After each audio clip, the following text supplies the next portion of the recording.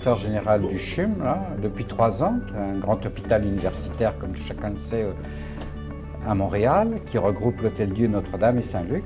Et précédemment, j'étais également à la tête de grands hôpitaux universitaires en France. J'en ai fait plusieurs à Paris, à Rouen.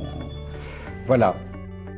Je pense qu'en effet, le rapprochement de l'art et des milieux de santé, c'est quelque chose d'extraordinaire. Pourquoi? Parce que ça va aller chercher le patient dans son identité personnelle. On ne parle plus d'un foie malade, d'un malade à la chambre 23. On parle vraiment d'une personne à part entière.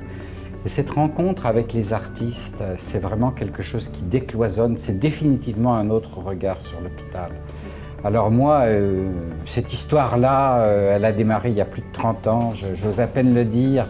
J'ai vraiment, en France, essayé de promouvoir cette démarche dans tous les hôpitaux que j'ai dirigés. Et ce dont je suis très fier, c'est qu'avant de partir, dans la loi hospitalière française, maintenant, tous les hôpitaux doivent avoir un projet culturel. Et là, vraiment, c'est l'entreprise hospitalière qui se doit d'avoir une vision en matière culturelle et en matière artistique. Alors ici, au Québec, là, écoutez, vraiment, avec mon délégué culturel, Mathieu Saint-Gelais, qui est quelqu'un de formidable, qui était marionnettiste en même temps qu'ergothérapeute, on a conduit depuis maintenant bientôt 2 ans et demi des actions extraordinaires. On fait 50 concerts par an. Les arts plastiques sont très présents dans l'hôpital. On a fait venir des danseurs, on va mettre des ateliers, des artistes en résidence, imaginez donc, un compositeur, probablement une sculptrice très bientôt. Donc voilà, on est rentré dans la danse des arts et ça c'est formidable.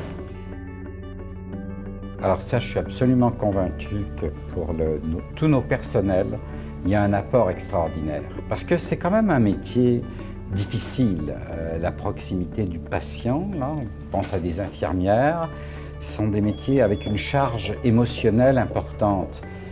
Et je trouve qu'effectivement, leur donner la possibilité d'aller, par exemple, travailler des cours de danse, travailler de l'expression théâtrale, c'est vraiment une ouverture extraordinaire pour elles.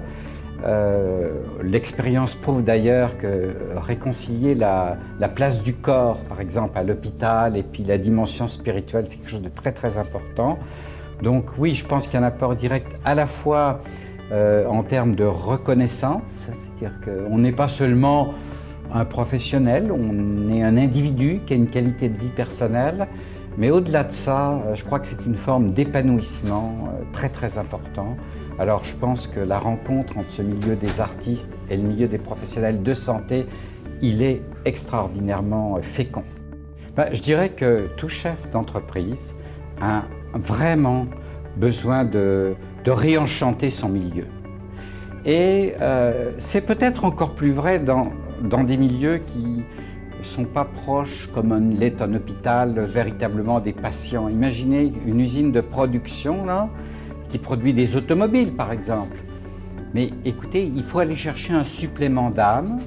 Et je pense que toutes les entreprises cherchent ce supplément d'âme, mais peut-être on peut le trouver à travers l'apport des artistes, de la culture dans ces milieux-là.